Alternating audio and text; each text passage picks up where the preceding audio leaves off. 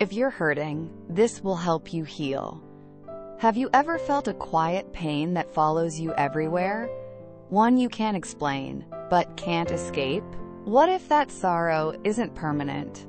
What if there's a way to gently set it down, one piece at a time? Welcome to Live Stoic. Live strong, where we trade illusions for truth, where emotions are felt but not obeyed, where clarity is power and discipline is freedom. This is not just a channel, it's a mindset.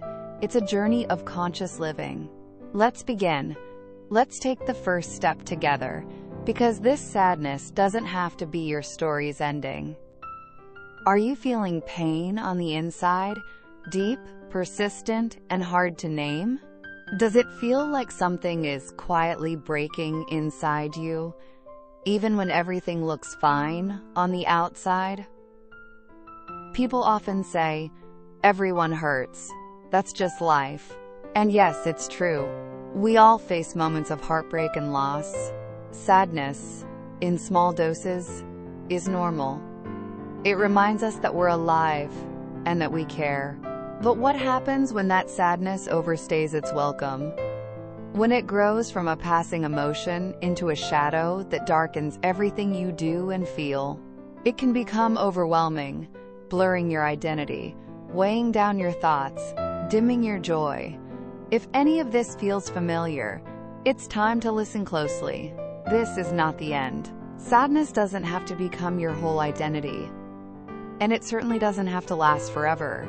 You have the power to shift it, to soften it, to let light in again. The Stoics believe that every action has a consequence. That effort, even small effort, can change the shape of a life. And no life, including yours, is beyond repair. That's why we're here. That's why this message was made for you. We're not offering miracles. We're offering something more real. A simple plan to help you step away from the edge and slowly walk back toward yourself. So how does this begin? With one essential act: assessment. Start by observing.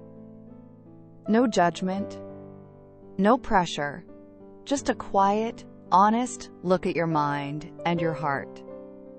What's truly making you feel this way? What are the specific situations, thoughts, or memories that keep dragging you down? Don't rush this. Sit with it. Let yourself see clearly. And yes, it might hurt. You may think, getting rid of sadness is easier said than done. And you'd be absolutely right. No switch will flip overnight. No one is pretending this journey is easy. But what if, just imagine, what if you chipped away at the sadness, gently and intentionally, one small piece at a time? What if, today, you lifted just one corner of the weight off your shoulders? What if tomorrow, you lifted a little more? That's our goal.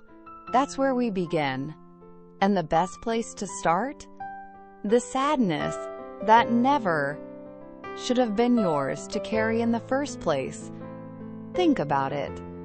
How much of your sorrow comes from things you cannot control? Old wounds? What others have done? Or global problems too vast for any one person to fix?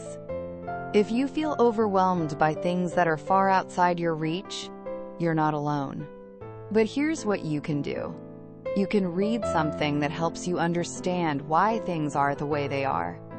You can write down the feelings you've been holding on to, especially towards someone who hurt you. You might even speak to them if the moment is right. And when your sadness stems from the wide, impersonal world, things you simply can't change, remind yourself of this truth. You are one person. You are not meant to carry the weight of the whole world. That's why Stoicism teaches us a powerful form of freedom, focusing on what we can control: your thoughts, your choices, your responses.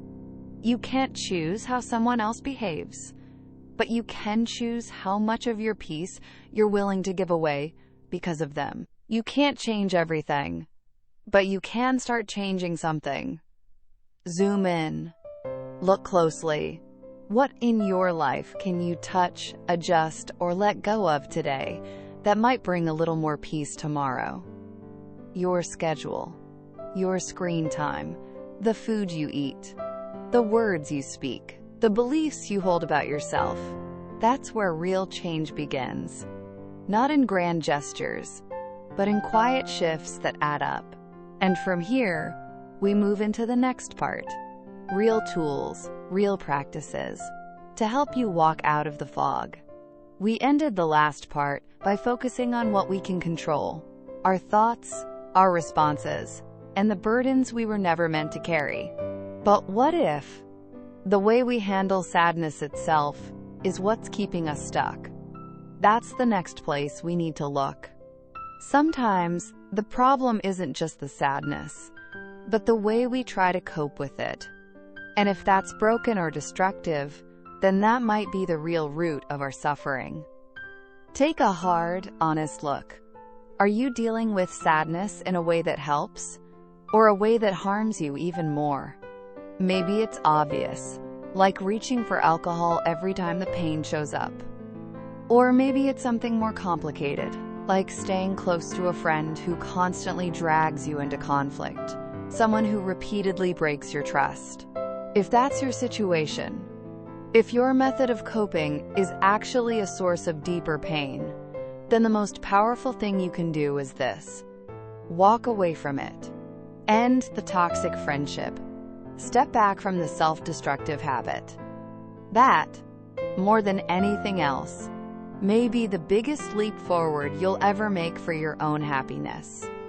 Because when the source of your sadness is embedded in your daily environment, no amount of reflection or reframing can fully heal you until you step out of the fire. Once you're out, the weight starts lifting almost immediately. But not every situation has a single, clear-cut answer, and that's okay. When we're stuck in emotional gray areas, the Stoics offer something profound. We are not disturbed by events themselves, but by our judgments about them. Pause and let that truth sink in. It's not what happens that causes the most suffering. It's what we believe about what happened. Our internal narrative. The story we tell ourselves. And this isn't just ancient wisdom. Modern psychology agrees. Cognitive behavioral therapy, or CBT, is built on this same principle. It helps people identify negative thinking patterns and gently transform them. In essence, it's about reframing your thoughts. So what does that look like in real life? Let's say you apply for a job or a project and don't get it. The event itself is neutral. It's just a no. But maybe your mind jumps in and says, "I'm a failure. I'll never succeed." That interpretation is what crushes you, not the outcome itself. Sadness multiplies not from reality, but from judgment. That's why we must ask ourselves difficult but necessary questions. Is the way I'm seeing this situation accurate?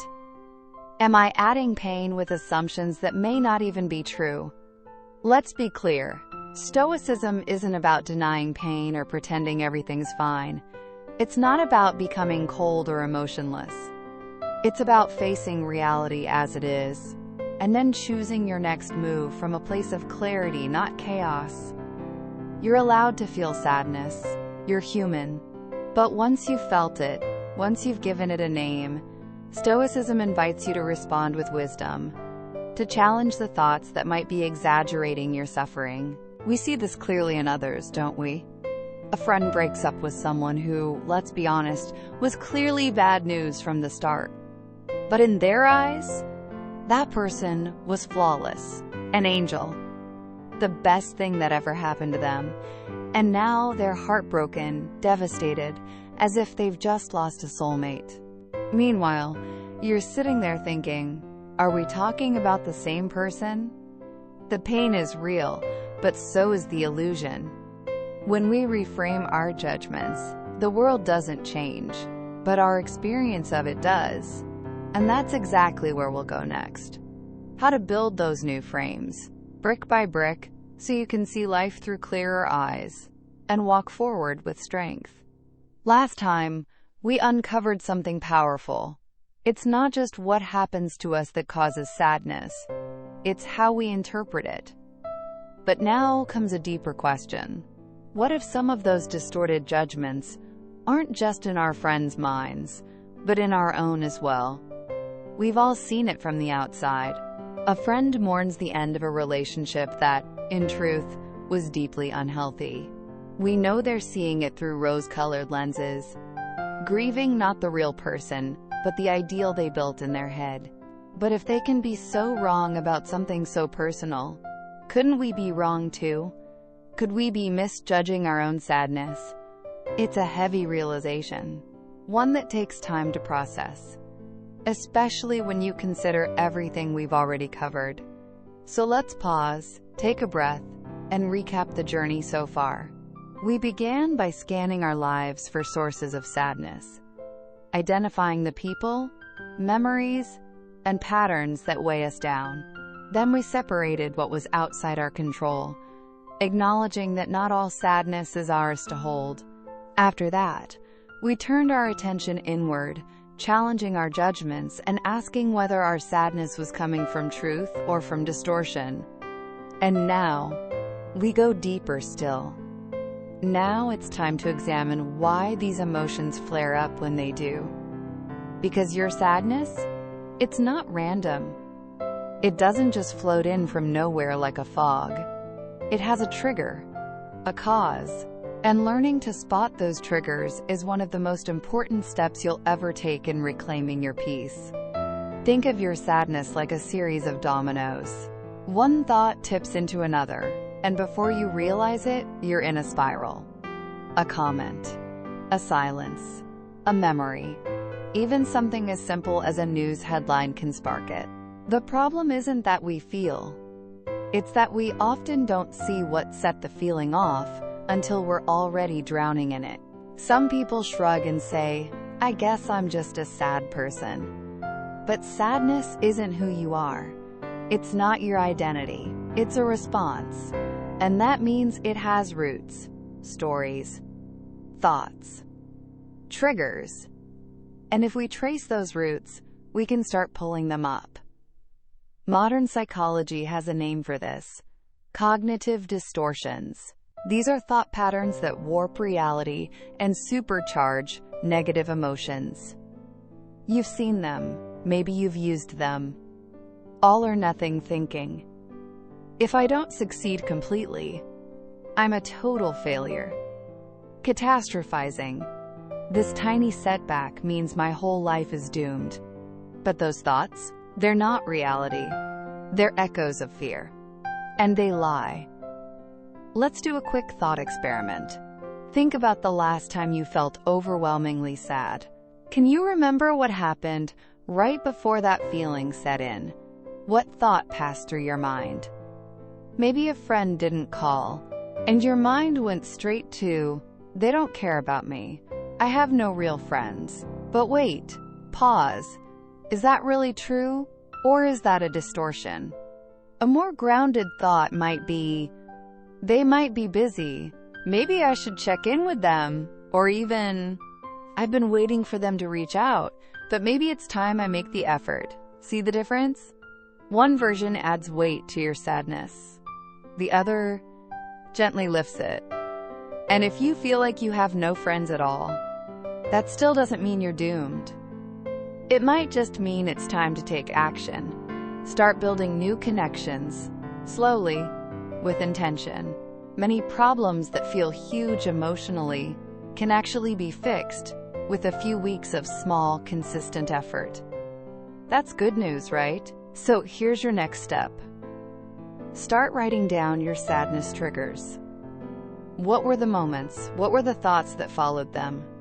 This is your foundation. This is the map of your mind. Because once you identify a trigger, you've taken the first and most powerful step toward dismantling it. Changing how we think isn't easy. It takes practice, patience, and self-compassion. It's like learning a new language. You stumble, repeat, get frustrated, and then, one day, you understand. And once you understand, everything changes. So the question becomes, once you've identified your trigger, how do you respond like a Stoic? How do you loosen sadness's grip and take your next steps with clarity? That's exactly where we're headed next. Now that we've uncovered our sadness triggers and started to see the hidden distortions in our thinking, there's another step that can feel even harder, but also more freeing: acceptance. But wait, what does acceptance really mean? Some of you may be thinking, acceptance? You mean I just give up? Let life walk all over me and call that peace? Absolutely not. Acceptance?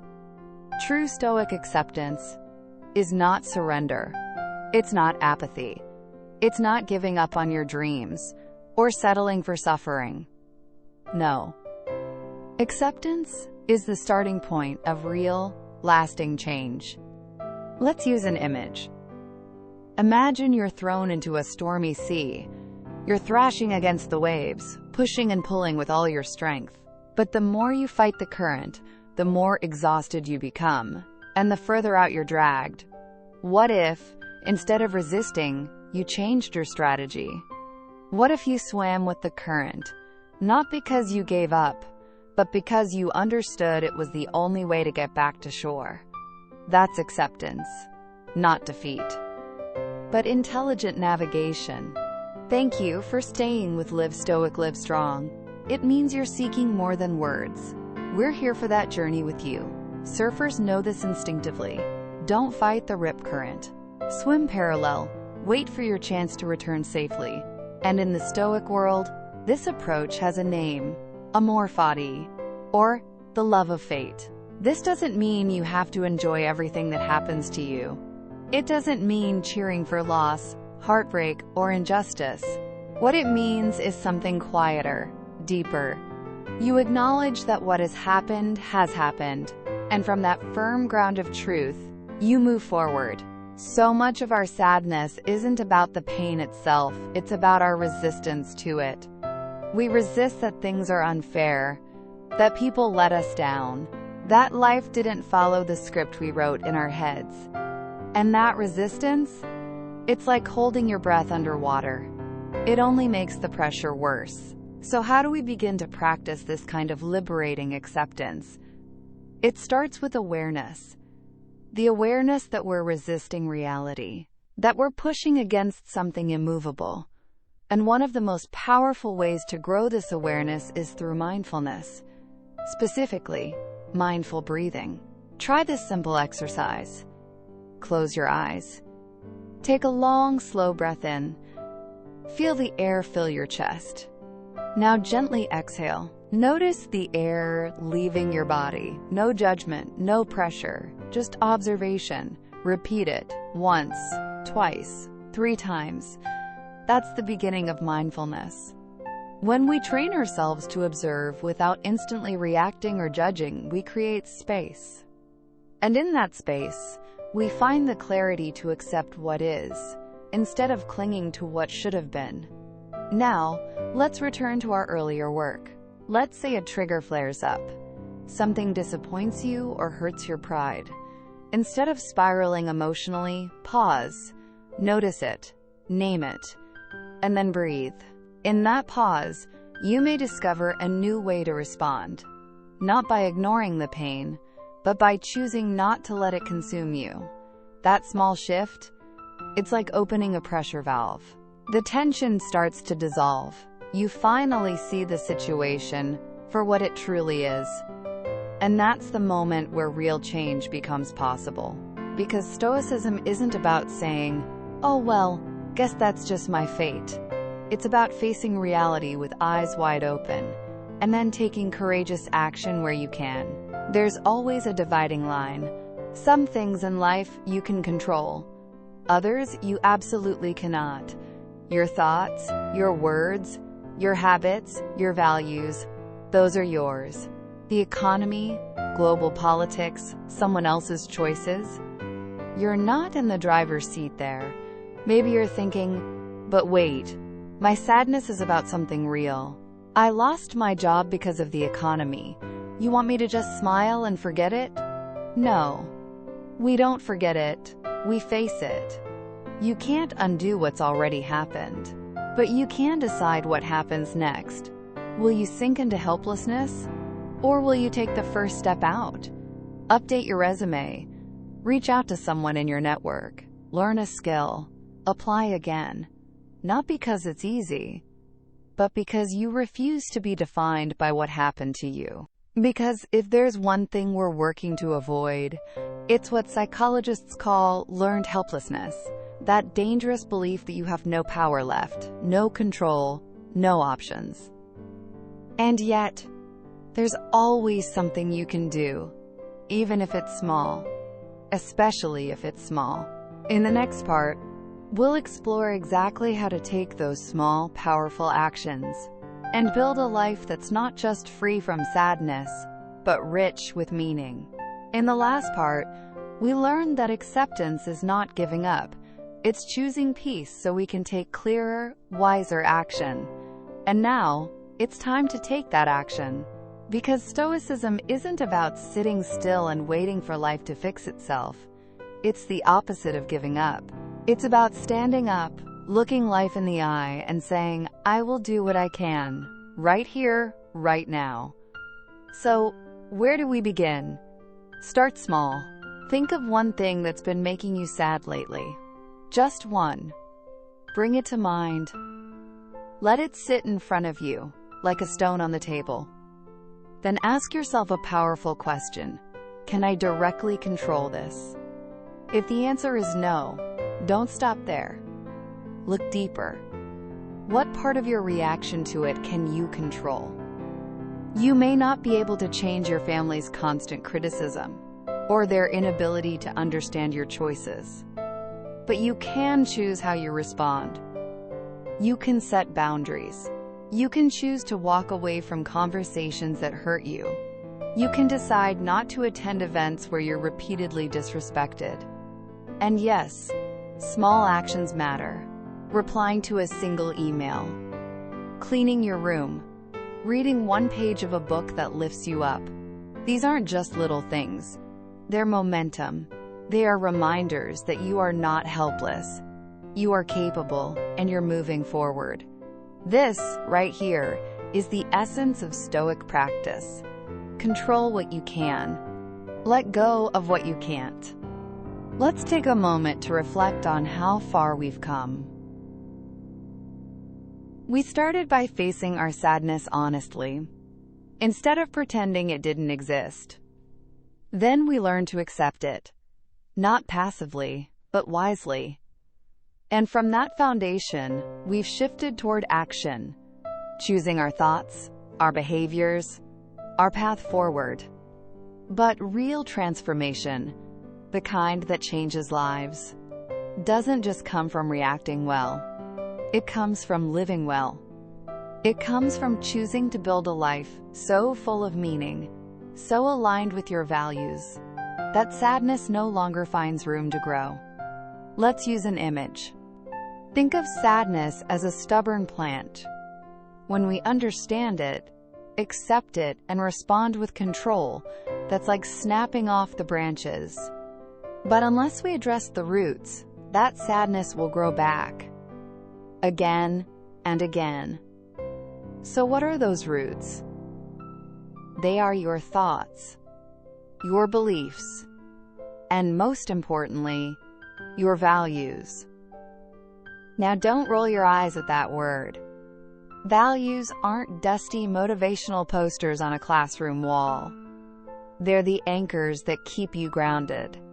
They're what hold you steady when the world turns upside down. The Stoics cherished virtues like wisdom, justice, courage, and moderation. Not because they sounded noble, but because they worked. These virtues are like the rich soil where something beautiful can finally take root. They starve the weeds. And in their place, something resilient and alive begins to grow. Modern psychology agrees. Countless studies show that a strong sense of purpose and meaning is one of the greatest protectors against sadness, anxiety, and emotional turmoil. When you're working towards something larger than yourself, when your daily actions reflect what you truly believe in, your sadness loses its grip. So what does that look like in real life?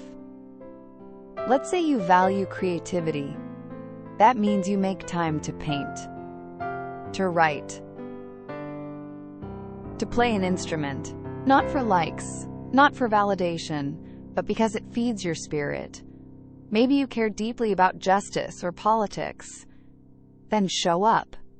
Volunteer. Join a cause. Use your voice. And most importantly, connect with others. Because if sadness has a best friend, it's isolation. Human beings are social creatures. We're not wired to heal alone. We need to be seen, heard, held. Sometimes in words, sometimes just by someone sitting quietly next to us. So go find your people. Build real friendships. Share your story, even if it feels scary. Ask questions. Join communities. Attend a class. Show up to a gathering. Be awkward. Be brave. Try again. Research is crystal clear on this. One of the most powerful things you can do for your mental health is to form strong, supportive relationships. And yes, if possible, make friends in person, where laughter echoes, where energy is exchanged in a handshake, a smile, a shared moment of silence. Now that we've explored how values, action, and community can transform our sadness, there's just one final piece left. A final idea to tie everything together and bring lasting change into your life. In the last part, we explored the power of community, the way connection and shared values can gently pull us out of isolation and into healing. Now, it's time to take that insight and turn it into action. Because no matter how many ideas we've absorbed or how many tools we've collected, none of it matters unless we move, unless we take the first step. At a very basic level, that means one thing: showing up. We all know this when it comes to dating. You can't expect to meet someone if you never leave the house, right? You have to make an effort. You have to be willing to put yourself out there.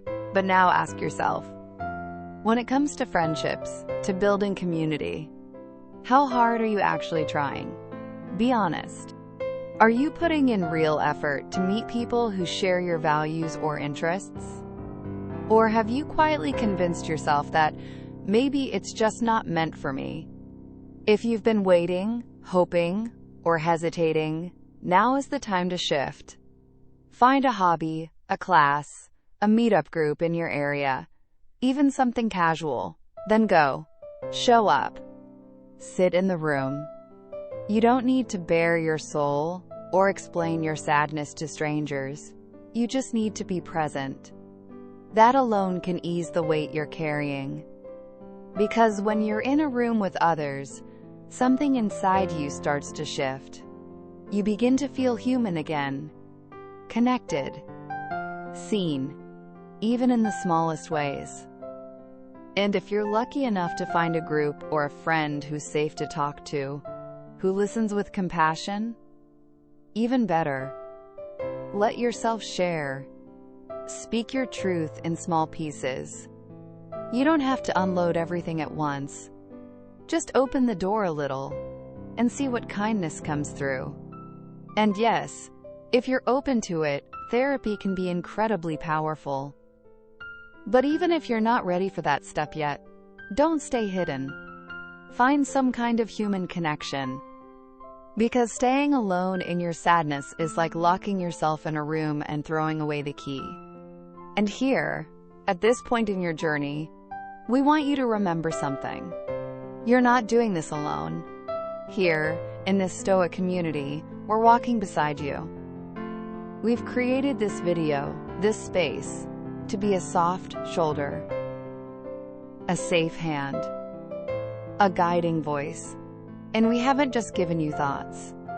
We've given you a toolkit, a collection of practical strategies you can start using today to fight sadness and reclaim your life. Let's walk through them one more time. First, become aware of your sadness. Name it, feel it, don't run from it. Second, separate the things you can't control. Let them go, gently. Third, challenge your judgments. Ask, is this thought helping me or harming me? Fourth, identify your sadness triggers. Notice the moments when pain arises. Fifth, practice acceptance. Not as surrender, but as the foundation for forward movement. Sixth, take action. Focus on what is within your control. Seventh, connect. Find a group, a friend, a community. Even one person can make a difference. None of this is theory. None of this is fluff.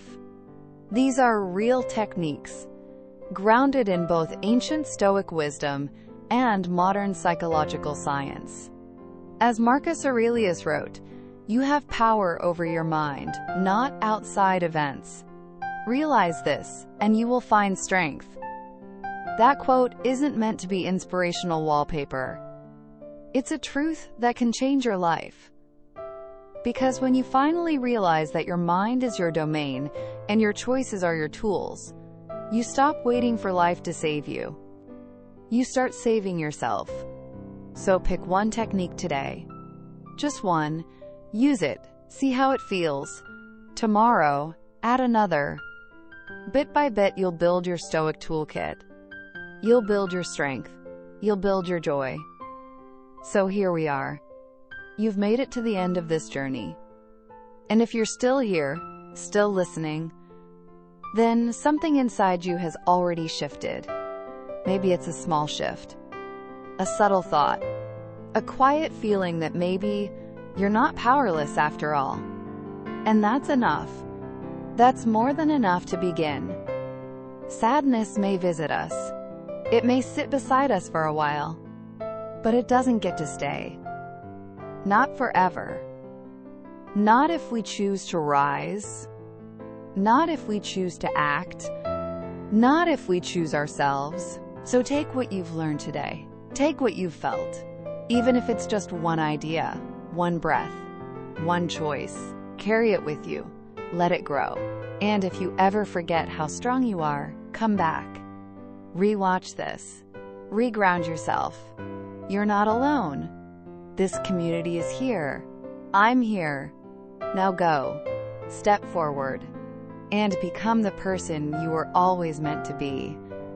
Not despite your sadness, but because you chose to rise above it. Thank you for your time. If one idea touched you today, come back next time. It may reach deeper. Don't forget to like, subscribe, and share this with someone who needs a quiet moment. See you in the next video.